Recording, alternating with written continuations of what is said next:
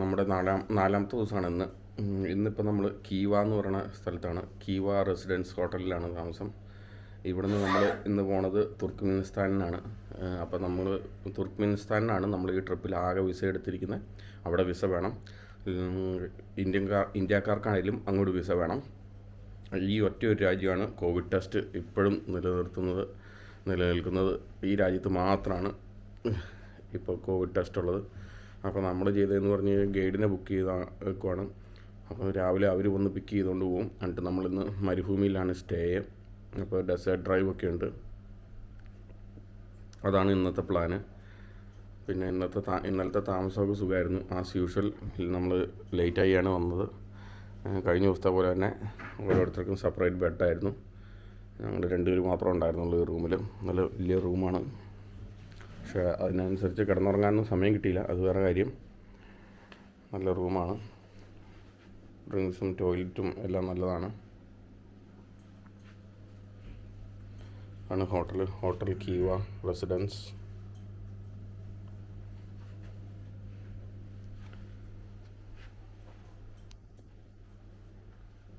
അപ്പോൾ നമ്മൾ രാവിലെ തന്നെ ബ്രേക്ക്ഫാസ്റ്റ് കഴിക്കാൻ പോവാണ്. ബ്രേക്ക്ഫാസ്റ്റ് കഴിച്ചിട്ട് നമ്മൾ റെഡി ആവണം.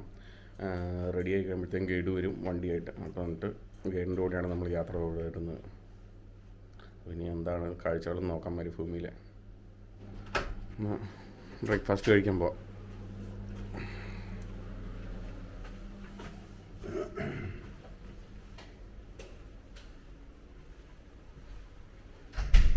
നല്ല വിശാലമായ കൊറിഡോറാണ്.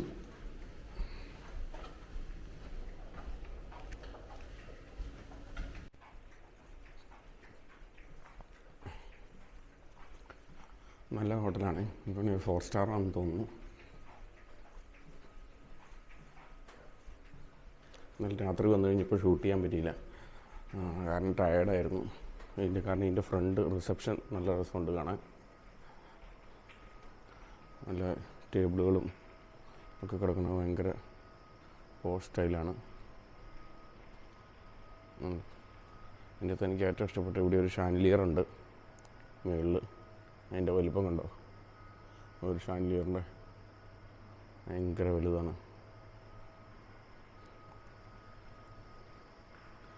അതാണ് എനിക്ക് ഇഷ്ടപ്പെട്ടത് മെയിനായിട്ട്. റെസ്റ്റോറൻറ്റ് അവിടെ ബാറൊക്കെ ഉണ്ട് കേട്ടോ 24 hour.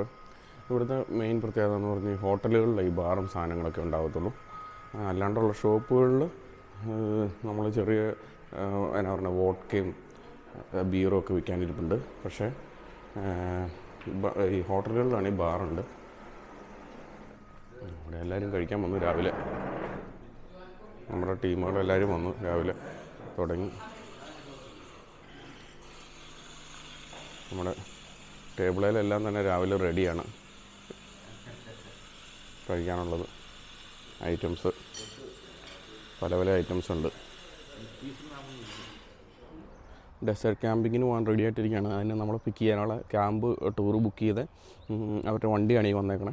അപ്പോൾ നമ്മൾ നമ്മുടെ വണ്ടി ഇവിടെ ഇട്ടിട്ട് നമ്മൾ അത്യാവശ്യം ഒരു ഷോൾഡർ ബാഗും എടുത്തിട്ട് നമ്മൾ പോകും. അതാണ് നമ്മുടെ വണ്ടി ഇവിടെ കിടപ്പുണ്ട്. ഇതിവിടെ പാർക്ക് ചെയ്യാനിട്ട് നമ്മൾ തിരിച്ച് ഇവിടെയാണ് വരുന്നത്. നാളെ വൈകുന്നേരം. ഇന്ന് പകലും നാളെ പകലും അവിടെ ഡെസേർട്ടിലാണ്. നമുക്കുണ്ട് ഇങ്ങനൊരു വാനാണ് ഇവിടെ നിന്ന് കിട്ടിയത്. ഈ വാനിലാണ് നമ്മൾ പോകുന്നത്. ഈ വാനാണ് നല്ല സ്പേഷ്യസ് ആണ്. 3, 6, 6, 3, 9, 10 സീറ്റ് ഇങ്ങനെ ഫേസ് ഇത് തന്നെയുണ്ട്.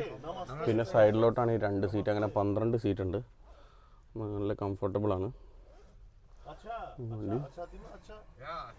ഡ്രൈവറും ഉണ്ട്. ഇവിടെ എല്ലാവർക്കും നമ്മുടെ ഹിന്ദി മൂവിയും കാര്യങ്ങളൊക്കെ അറിയാം കേട്ടോ. അപ്പോൾ ഇപ്പോൾ വന്ന ഡ്രൈവർ മുംബൈ എന്ന് ചോദിക്കുന്നത്. ഇതാണ് നമ്മുടെ ഡ്രൈവർ. അപ്പോൾ പുള്ളി ഇവർ ഒത്തിരി നമ്മുടെ ഇന്ത്യൻ സിനിമകൾ കാണും. ഇവരുടെ ഭാഷയിൽ സിനിമ ഉണ്ടെന്ന് തോന്നുന്നു. പക്ഷേ ഇവർ കൂടുതലും കാണുന്നത് നമ്മുടെ ഭാഷയിലുള്ള സിനിമയാണ്. Say hello. ഹലോ ഇതാണ് നമ്മുടെ ഡ്രൈവർ. പുള്ളിയാണ് നമ്മളെ ഡെസേർട്ടിൽ കൊണ്ടുപോകുന്നത്. Name My name is Hassan. Okay, Hassan എന്നാണ് പുള്ളിയുടെ പേര്. ഗുഡ് മോർണിംഗ്, എല്ലാവർക്കും നമസ്കാരം. നമ്മൾ തുർക്ക്മെനിസ്ഥാൻ ബോർഡറിലേക്കുള്ള യാത്രയാണ്. നമ്മൾ റെൻറ്റിനെടുത്ത നമ്മുടെ സ്വന്തം വണ്ടി നമ്മൾ ഇന്നലെ താമസിച്ച ഹോട്ടലിൽ പാർക്ക് ചെയ്തു. അവിടെ നിന്ന് നമ്മൾ ചെക്കൗട്ട് ചെയ്ത് ഇറങ്ങി. അതിനുശേഷം നമ്മൾ തുർക്ക്മെനിസ്ഥാൻ ബോർഡറിലേക്ക് നമ്മുടെ ഹയർ ചെയ്ത ടാക്സി വണ്ടിയിൽ നമ്മൾ പോവുകയാണ്.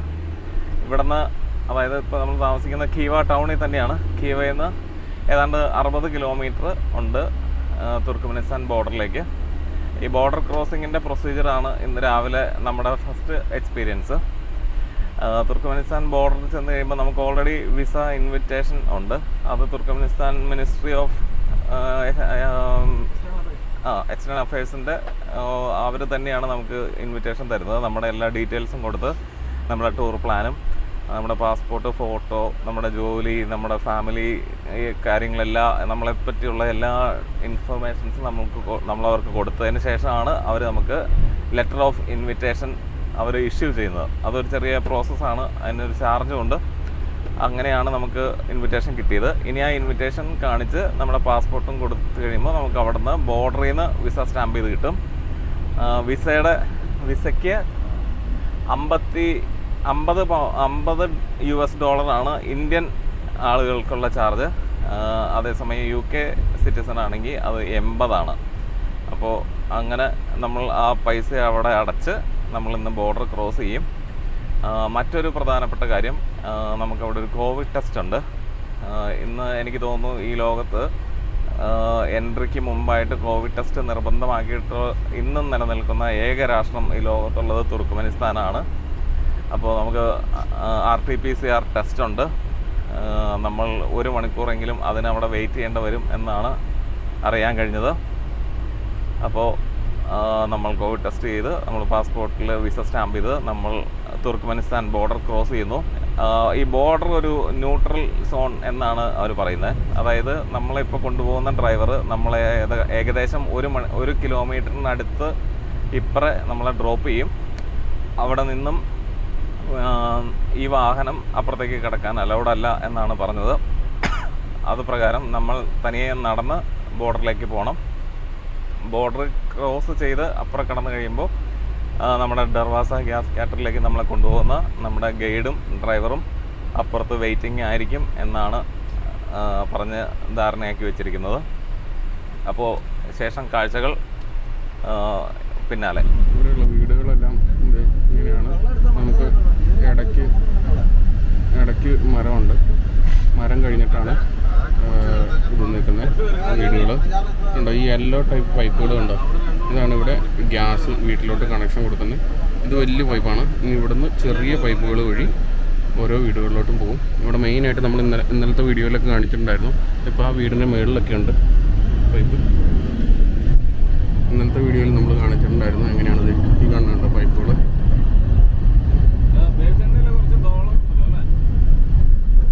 ഓരോ വീട്ടിലോട്ട് ഇങ്ങനെ കണക്ഷൻ പോവാണ്. നമ്മുടെ ലൈൻ കമ്പിയൊക്കെ പോകും പോലെ തന്നെ. പിന്നെ ഈ ചെറിയൊരു മരങ്ങൾ നട്ടുപിടിപ്പിച്ചിട്ട് അതിൻ്റെ ബാക്കിലാണ് വീട്.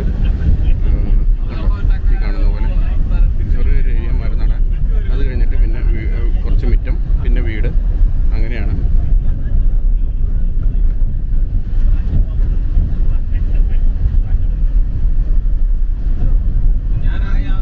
ഈ മരത്തിൻ്റെ എല്ലാം ബാക്കിൽ വീടുകളാണ് കാണുന്നതെല്ലാം. വീടുകളെല്ലാം തന്നെ ഷീറ്റാണ്. ഷീറ്റ് വെച്ച് മേഞ്ഞേക്കുവാണ്. ചില സ്ഥലത്ത് ആസ്പെറ്റോസ് ഉണ്ട്, കൂടുതലും ഷീറ്റാണ്. രാജ്യത്ത് ഫുള്ളതെ. ഇവിടെ കാണുന്നത് ആസ്പെറ്റോസാണ്. ഇങ്ങോട്ട് മാറിയപ്പോൾ ഷീറ്റായി. ഇതെല്ലാം ഷീറ്റാണ് ഈ കാണുന്നത്.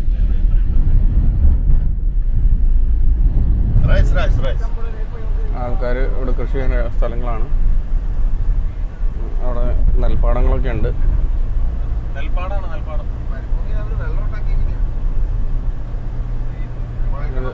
കോട്ടൺ കൃഷിയാണ്.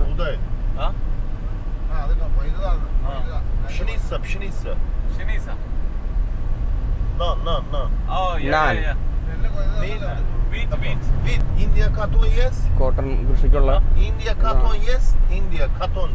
Indian cotton. Yes.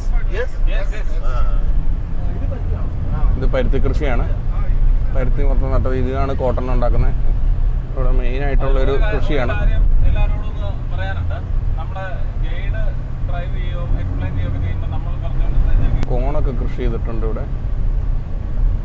ഉള്ളിയുണ്ട്, ഉള്ളിയല്ല സവോള കൃഷിയുണ്ട്. ടൊമാറ്റോ കൃഷി ചെയ്ത് ഞാൻ കണ്ടിട്ടില്ല. പക്ഷേ ഏത് ഹോട്ടലിൽ ചെന്നാലും നമുക്ക് ടൊമാറ്റോയും കുക്കുംബറും ആണ് തന്നെ ഇതുണ്ട്. പ്രോപ്പറായിട്ട് കണ്ടം, നാട്ടിലെ പോലെ കണ്ടം കൃഷി. റൈസാണ് ഇത് ഫുള്ള്.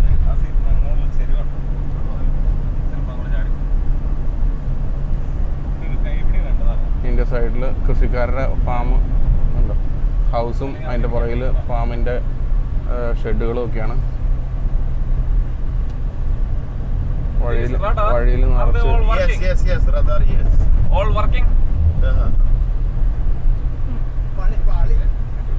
അങ്ങനെ തുർക്ക്മെനിസ്ഥാൻ്റെ ബോർഡർ അടുത്തിരിക്കുകയാണ്. ഇത് ഫ്രണ്ടിൽ കാണുന്നതാണ് ബോർഡർ.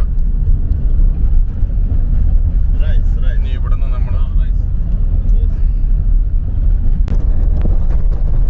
നമ്മൾ വിസയൊക്കെ എടുത്ത് വേണം പോകാൻ. നമുക്ക് വിസയ്ക്കുള്ള ഇൻവിറ്റേഷൻ കിട്ടിയിട്ടുണ്ട്.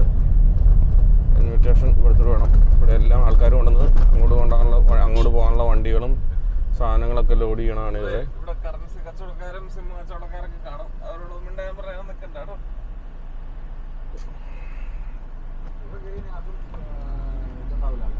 കാണാണ്, അങ്ങ് കാണാണ് ഗേറ്റ്.